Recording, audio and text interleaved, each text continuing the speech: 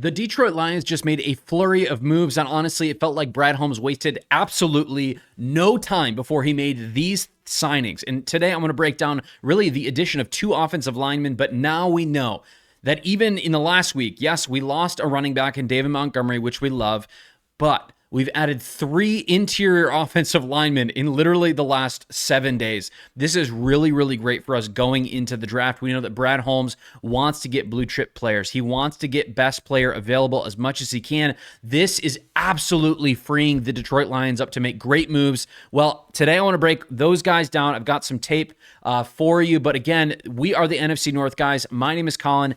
Every single day, we're bringing you content around the Bears, Packers, Vikings, and Lions. If you are looking for fair-minded takes around every single one of the NFC North teams, make sure to smash the subscribe button and also the like button. It helps us get these videos out to more and more people. But first, I just want to set the context here a moment. Guys, Adam Schefter's phone is going off. It's burning up right now. Not only that, I've been sitting on my phone like all afternoon. I was at the gym, working out literally between sets, just smashing the refresh button on Twitter. There's a lot of good stuff happening, and I expect Brad Holmes to make even more moves. But we know at this point, again, we've added Scruggs in the trade with Montgomery, as well as a 4th-round pick, a 7th, or was it 6th, 7th-round pick, one of the two. But not only that, we did just hear confirmation of some compensatory picks that we've added. We'll talk about those in just a moment, but we also made 2 key signings, a center and now also an offensive tackle, which we'll break down. The first one coming from the Panthers, Cade Mays for a $25 million contract, $14 million guaranteed by, league sources are confirming this. This was a couple hours ago. But the thing to keep in mind about this guy right here, is he's a good player. He was a stalwart, a titan in the middle of the offensive line for the Panthers. Now, let's add just a little bit of context here.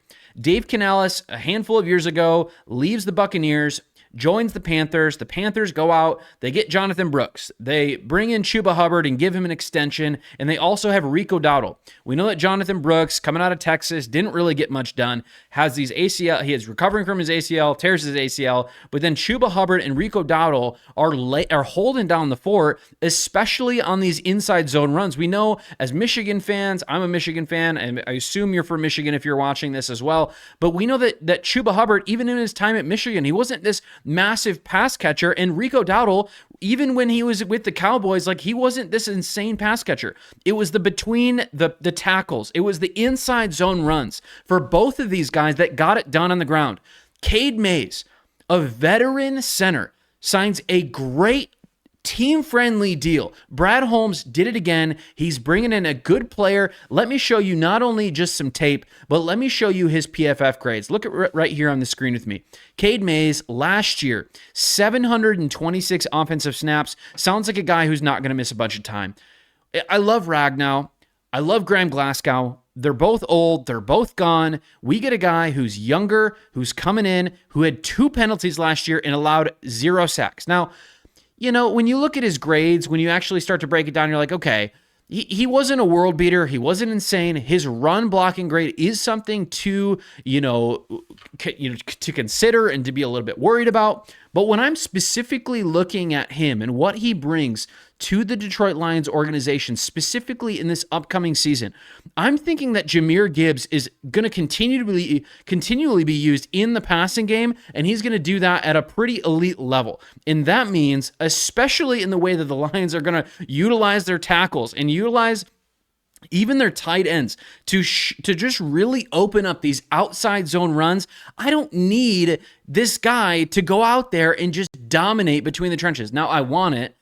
If we bring in a guy in the draft, maybe a 220-pound, 5'10" running back that's a bowling ball like Knuckles, then we're probably going to run the ball in the middle more. But Jared Goff's never going to be the QB sneak kind of guy. He's never going to be the guy who's running the ball in the middle or doing these tush pushes.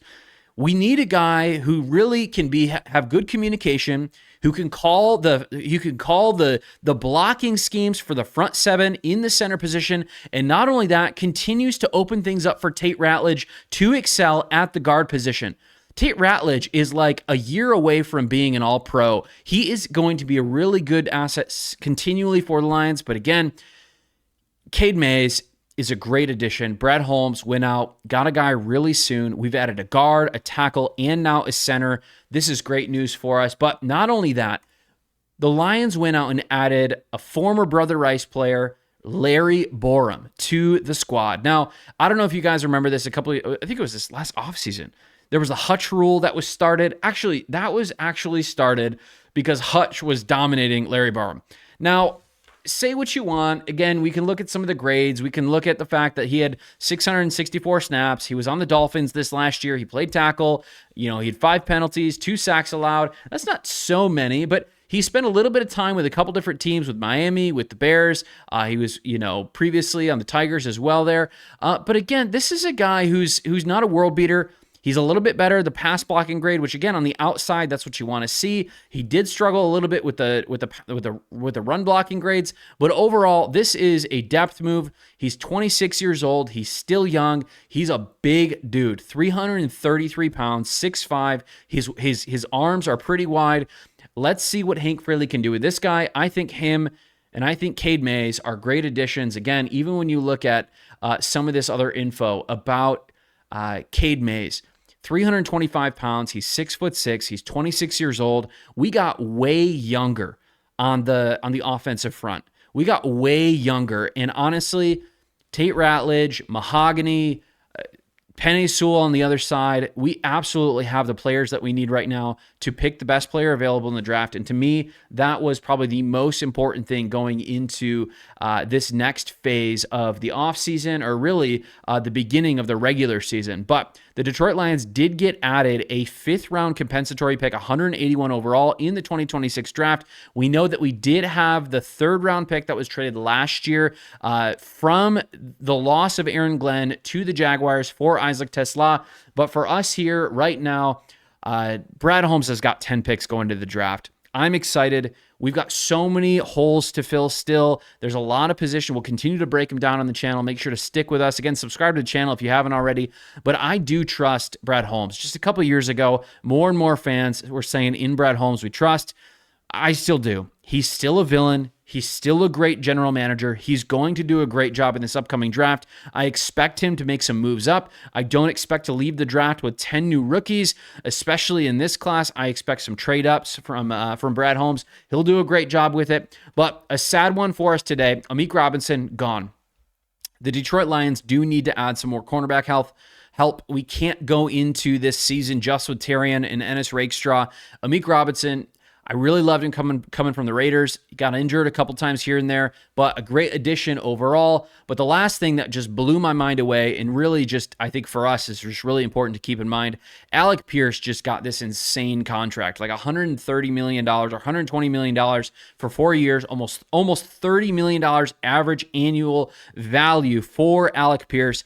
He is not as good as Jameson Williams, yet Jameson Williams, we paid him early, we paid him right, and you know what? We are sitting pretty in the wide receiver front with both Amon-Ra's contract and Jameson Williams' contract.